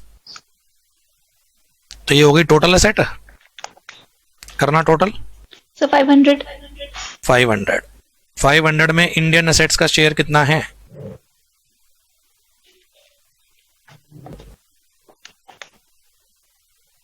टोटल करो टोटल। Sir 160 divide. 32% हो गया। Yes sir. तो असेट वाली परसेंटेज हो गई 32। आगे चलो। Yes sir. ट्रेडिंग ऑपरेशन, इसका मतलब नॉन पैसिव है। Yes sir. इन्वेस्टमेंट का मतलब बताया था ना, पैसिव। पैसिव को इन्वेस्टमेंट भी बोलते हैं। Yes sir. तो एक बार तो टोटल इनकम देखो, ये टोटल कितना बन रहा है टोटल? सर 100। पूरा 100। Yes sir. उसमें पैसिव कितनी है? 45। 30 और 13 43। Yes sir 45%। तो 43% हो गया। सर 45। भागम भाग 43 तो आएगा, 30 और 13 43 ही तो होता है। 43 डिवाइड बाय 100 43% ही तो होगा यार। Yes sir. सर बढ़िया कैलकुलेटर यूज करना भाई। 100 ना। सर इंडिया के लिए अरे 30 + 13 लोगे ना, पैसिव इनकम लोगे। क्या हो रहा है आपको? वही। पैसिव इनकम लेनी है। Yes sir. हाँ जी ठीक है। चलो नंबर ऑफ एम्प्लॉय आपके बेटा ये 40 हैं, ये 60 हैं, 100 हो गए। इंडिया वाले 40, सीधा 40% ही हो गया ये तो। Yes sir. ठीक। पेरोल का खर्चा बेटा इन्होंने दे नहीं रखा, साइलेंट है। एजम्पशन ले लेना कंडीशन सेटिस्फाइड है। बोर्ड मीटिंग के बारे में बोला नहीं, एजम्पशन ले लेना बेटा। इनके क्या है साहब, majority board meeting outside India, क्योंकि बाकी सब 50% से कम है ना, तो उसको वेटेज देते ना, कहीं उल्टी सीधी एजम्पशन ले लो।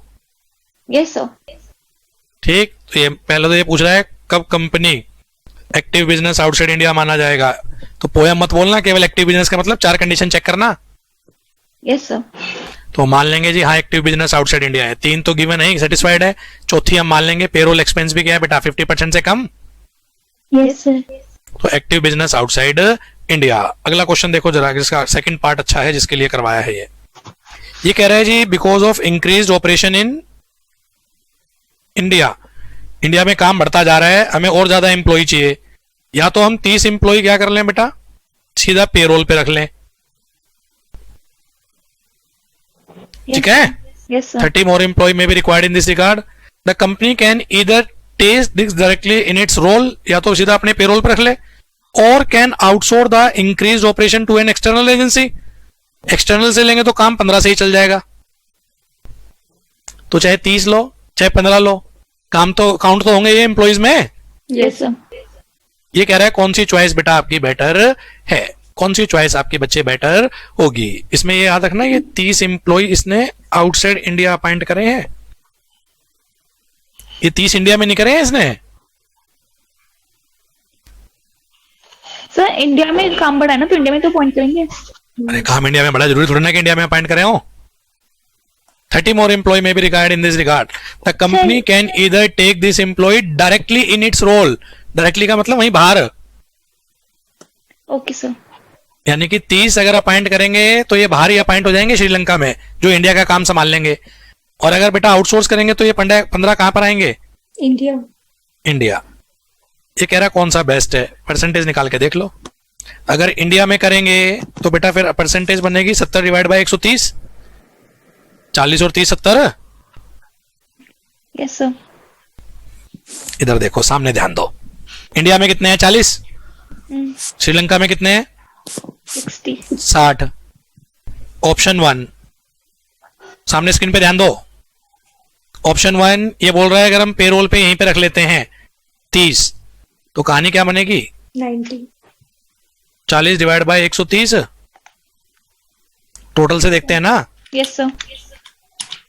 कितना परसेंट आ रहा है? 30.76। 30.76। और अगर इसको हम ऐसे कर देंगे, इंडिया में अपॉइंट कर लें, तो इंडिया में हो जाएंगे 40-15, बाहर कितने थे? 60। Yes sir. तो 55 60 115। अब की बार परसेंटेज क्या बनेगी? 55 डिवाइड बाय 115। 47.82। तो आपका इनडिफरेंस आ रहा है, कोई फर्क नहीं पड़ रहा बेटा। चाहे आप इंडिया पे रख लो, एजेंसी आउटसोर्स कर दो, चाहे आउटसाइड इंडिया कर दो, दोनों ही केसेस में 50% से कम है। कैलकुलेशन ठीक कर रखी है ना आपने? Yes sir. सर इसकी लैंग्वेज थोड़ी वो नहीं है, इन इट्स एक्सटर्नल एजेंसी, तो एक्सटर्नल एजेंसी तो बाहर की भी हो सकती है। एक्सटर्नल एजेंसी का मतलब बेटा हम आउटसोर्स कर रहे हैं। मतलब वो एम्प्लॉयज इंडिया में ही माने, इंडिया के ही होंगे फिर। तो ये काम कर, तुम assumption low. It is assume that, तुम्हारे हिसाब से चलता हूं लैंग्वेज से, ये सब इंडिया में ही है। 30 भी इंडिया में ही, 15 भी इंडिया में ही, ठीक है? Yes sir. Okay sir. It is assumed that all employee are related to India। Yes sir. चलो ऑप्शन 1 पे आओ। ऑप्शन 1 इंडिया में ही मानो बेटा आप। चलो 30। ऑप्शन 1 में पहले क्या थे? 40-60 थे, यस सर। अब 30 और आ गए ना, तो अब हो जाएंगे 70-60, टोटल 130। Yes sir. तो अब की बार परसेंटेज क्या बनेगी? 58.85। 50। 53.85 सॉरी। 53.8। ऑप्शन 1 में कोई दिक्कत? No sir. ऑप्शन 2, बल्कि यही ठीक है, हो सकता है आंसर में भी यही हो, मैं ही उल्टा बोल रहा हूँ। 40-60 और अब की बार कह रहा है 30 की जगह कितने पॉइंट कर लो? 15। कैजुअल भी तो काउंट ही होते हैं। Yes yes sir. तो ये हो जाएगा 55, ये हो जाएगा 60, टोटल कितना? 115। अब की बार 47.26। 48 पॉइंट 47.82 है। 7.82 करें। 7.83 हो जाए। कौन सा बेस्ट है? ये वाला ऑप्शन 2। ठीक है बेटा, ये इंडिया के ही रिलेटेड है, मैं ही गलत इंटरप्रिटेशन कर रहा हूँ। Okay sir. ये 30 भी इंडिया के ही है और ये 15 भी इंडिया के ही है। Clear? Yes sir. Yes. Wind up हो गया बेटा अपना ये इन टोटलिटी। चलूं आगे, 5 ही मिनट और लूंगा, पर ज्यादा नहीं। Yes sir. ये कहता है अगर एक्टिव बिजनेस आउटसाइड इंडिया वाला टेस्ट सेटिस्फाइड नहीं है, मतलब वो 4 कंडीशन सेटिस्फाइड नहीं है, हो सकता है ना ये? Yes sir. तो फिर इस केस में बेटा आप पोयम 2 स्टेज प्रोसेस से निकालेंगे। अगर एक्टिव बिजनेस आउटसाइड इंडिया वाला टेस्ट सेटिस्फाइड नहीं है, तो इस केस में आप पोयम क्या करेंगे बेटा? एकदम नॉन रेजिडेंट ना बोल के आप 2 स्टेप और लगाएंगे। ये अपने सीएस में बेटा आता नहीं, पर मैं चाहता हूं एक बार कर लो। वो 5 कंडीशन में तो कोई दिक्कत नहीं है। No sir. No sir. तो एक्टिव बिजनेस अगर आउटसाइड इंडिया है तो सीधा नॉन रेजिडेंट। अगर एक्टिव बिजनेस आउटसाइड इंडिया नहीं है, तो इस केस में बेटा आपने बोला कि 2 स्टेज और चेक करो। पहली स्टेज आराम से पढ़ो बेटा, आराम से पढ़ो। पर्सन चेक करो, जो की मैनेजमेंट डिसीजन ले रहे हैं वो पर्सन कहां के हैं? Deepak Jain classes private limited Nepal, की मैनेजमेंट डिसीजन कौन ले रहा है? दीपक जैन, समझने के लिए। Yes sir. तो वो पर्सन कहां का है बेटा? इंडिया का। इंडिया। और दूसरा, ये प्लेस देखो, डिसीजन कहां से लिए जा रहे हैं, डिसीजन इंप्लीमेंट कहां हो रहे हैं, उससे लेना देना नहीं, डिसीजन कहां लिए जा रहे हैं। आज मैं यहां बैठ के सोच रहा हूं बेटा कि मैं दुबई में अपना ऑफिस खोलूंगा, मैंने डिसीजन कहां पर लिया है? इंडिया। दिल्ली। इंडिया। इंप्लीमेंट कहां पर होना है? दुबई। इंप्लीमेंट कहां पर होना है? दुबई। तो ये बोलता है जहां डिसीजन लिए जा रहे हैं उस प्लेस को देखो, इंस्टीट्यूट जहां पर वो डिसीजन क्या होना है बेटा आपका, इंप्लीमेंट होना है। आप समझ पा रहे हो? मैंने आज सोचा कि दुबई में मैं क्या खोलूंगा बच्चे, लाइजन ऑफिस खोलूंगा। दिल्ली में बैठ के हमने बेटा डिसाइड करा कि हम दुबई में क्या करेंगे, लाइजन ऑफिस खोलेंगे। तो डिसीजन लिया है दिल्ली से, तो पोयम कहां माना जाएगा बेटा इनका? दिल्ली में माना जाएगा, क्योंकि मेजर डिसीजन पावर कहां पर है बेटा इनकी? In India. Yes sir. पर ये टेस्ट तब लगाना है जब एक्टिव बिजनेस आउटसाइड इंडिया वाली कंडीशन बेटा सेटिस्फाइड नहीं होती। तो ये दो चीजें चेक करो। एक तो पहला ये चेक करें जो पर्सन है जो एक्चुअली में की डिसीजन ले रहे हैं बेटा, ये पर्सन बैठे कहां पर है, इनको आइडेंटिफाई करो। और दूसरा बेटा आपका सेकंड स्टेज में वो डिसीजन कहां से लिए जा रहे हैं। फिर इसके गाइडिंग प्रिंसिपल अलग से दे रखे हैं, ये नॉलेज के लिए है आपको जो पढ़ने हैं। इसमें मेरे करवाने लायक नहीं बेटा। हाँ, यस सर। तो जो करवाने लायक था जो आपको अपने एग्जाम के लिए करना है वो क्या करना है बेटा? 5 कंडीशन। ठीक, एक बार तेजी से अभी पढ़ा दूं गाइडिंग फैक्टर। Yes sir. पहले केवल हेडिंग पहले में ये देख लो भैया, बोर्ड मीटिंग कहां पर हो रही है। पहले में क्या चेक करना है आपको, बोर्ड मीटिंग कहां पर हो रही है। ये कब चेक करनी है? जब एक्टिव बिजनेस आउटसाइड इंडिया नहीं है। दूसरे में चेक करो क्या बोर्ड ने बेटा पावर डेलीगेट तो नहीं कर रखी कमिटीज को? Yes sir. ना पावर डेलीगेट कर रखी हो कमेटी को। Yes sir. तीसरा हेड ऑफिस देखो, क्योंकि मेजर ऑपरेशन तो यहां से कैरी आउट हो रहे होंगे। Yes sir. इन सब के बारे में दे रखा है, पढ़ते रहना। चौथे में डायरेक्टर की रेजिडेंस कहाँ के हैं? ये मुकेश अंबानी साहब हैं कहाँ के एक्चुअल में? इंडिया के। ओके। ठीक है ना। या अदर की मैनेजमेंट पर्सन जो भी है क्या बोलते हैं, KMP. Yes sir. Circular resolution देख लो बेटा कहां से पास हो रहे हैं। स्ट्रेटेजिक शेयर होल्डर, सारे शेयर होल्डर नहीं, स्ट्रेटेजिक वो शेयर होल्डर है जिनका बेटा डिसीजन मेकिंग पावर में क्या है साहब, हिस्सा है। रिलायंस के मैंने 10 शेयर ले रखे हैं और एक मुकेश अंबानी साहब भी शेयर होल्डर हैं। स्ट्रेटेजिक कौन है? मुकेश अंबानी। अंबानी साहब, यस सर। जिनका इन्फ्लुएंस है बेटा। Yes sir. क्लियर? ये कुछ गाइडिंग फैक्टर दे रखे हैं जो अपना नॉलेज के लिए आप चेक कर लेना। पढ़ना आपको है बेटा वो 5 कंडीशंस। तो डिटेल में वाइंड अप हो गया अपना चैप्टर बेटा in totality, place of effective management.